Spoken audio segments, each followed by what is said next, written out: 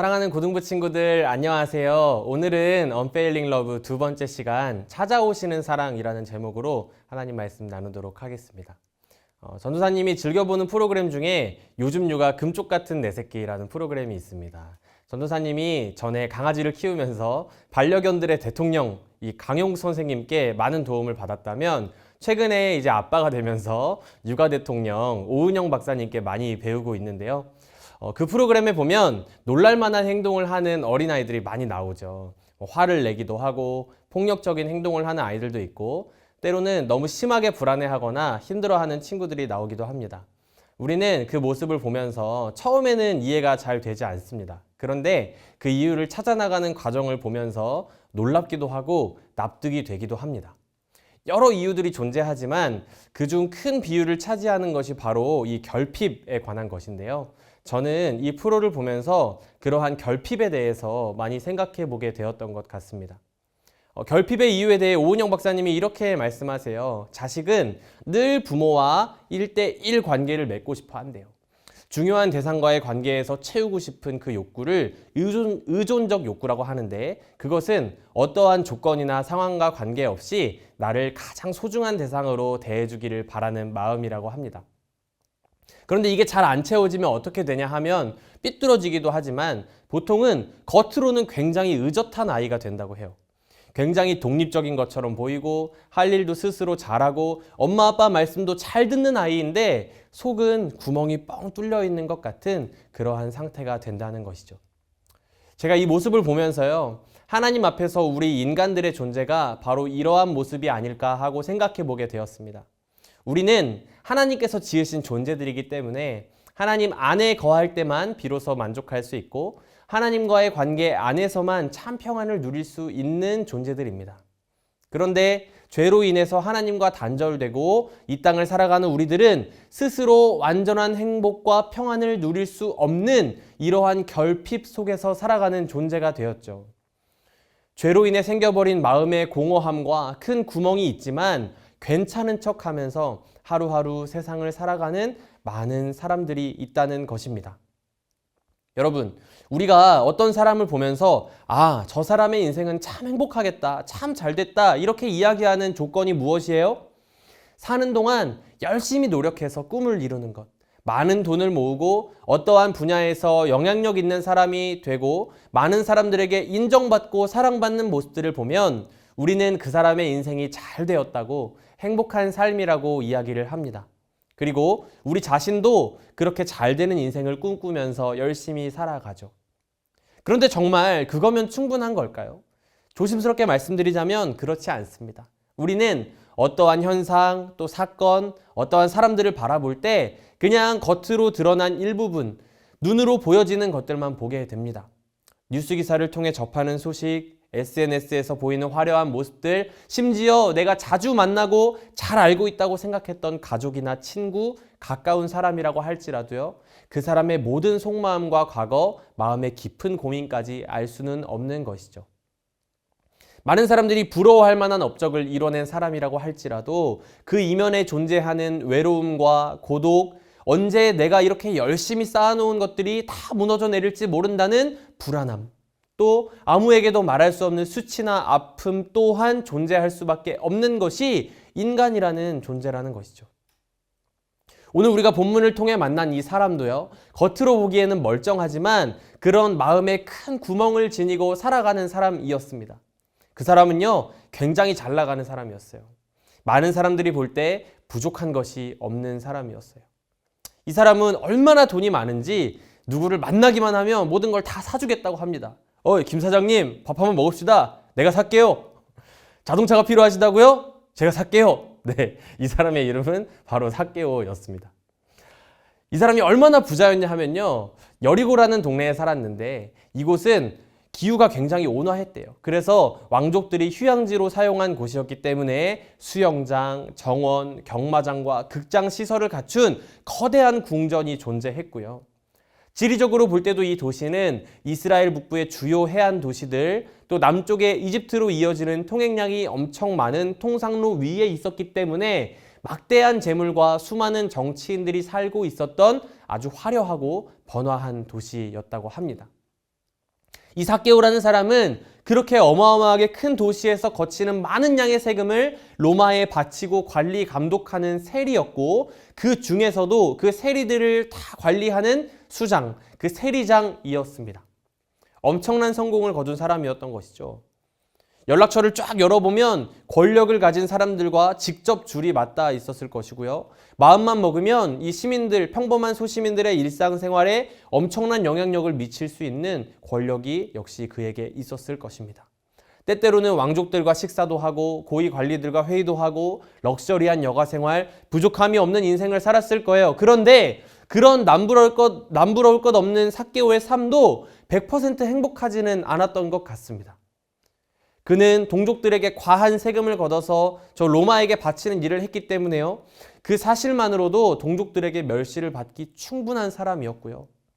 그것보다 더 문제인 것은 무엇이냐 하면 이 사람이 부를 축적한 방식이 문제였는데, 실제 정해져 있던 세금보다 더 많은 돈을 걷어서 남는 돈을 in my pocket, 자신의 부를 축적하는 데 사용했기 때문에 당시 유대 사회에서 이 한 사람을 향한 이 분노와 멸시는 엄청난 수준의 것이었다는 얘기입니다. 여러분, 삭개오 이름의 뜻이 무엇인지 아세요? 바로 의로운 사람이라는 뜻이에요. 그런데 그 사람의 이름을 당신은 의로운 사람이군요 하고 제대로 불러주는 사람이 있었을까요? 단 한 사람도 없었을 것입니다. 아유, 저 나쁜 놈. 기회만 있으면 한 대 때려주고 싶다고 하지 않았겠어요? 삭개오는 자신을 보면서 수군대는 사람들의 이 모멸감 가득 찬 그 얼굴을 마주할 때마다 계속해서 자기 자신을 위로하면서 격려하면서 달려갔을 거예요. 아, 내가 조금만 더 모으자.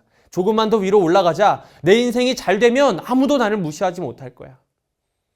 그렇게 괜찮을 줄만 알았는데 아무도 볼 수도 없고 자기 자신마저도 그냥 덮어놓고 외면해버린 그의 마음 깊은 곳에는 이 동족을 배반한 것에 대한 이 죄책감과 이 외로움, 잘못된 방식으로 돈을 모았다고 하는 일말의 윤리적 기준에 의한 상처가 자리 잡고 있었다는 것이죠.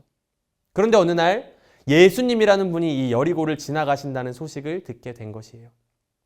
예수라는 사람은 유대인인데 말씀을 가르치는 율법 선생이라고 하더라. 그런데 보통의 랍비 그 선생들과는 다르게 죄인들도 만나주신다고 하더라 하는 얘기를 들은 것이죠.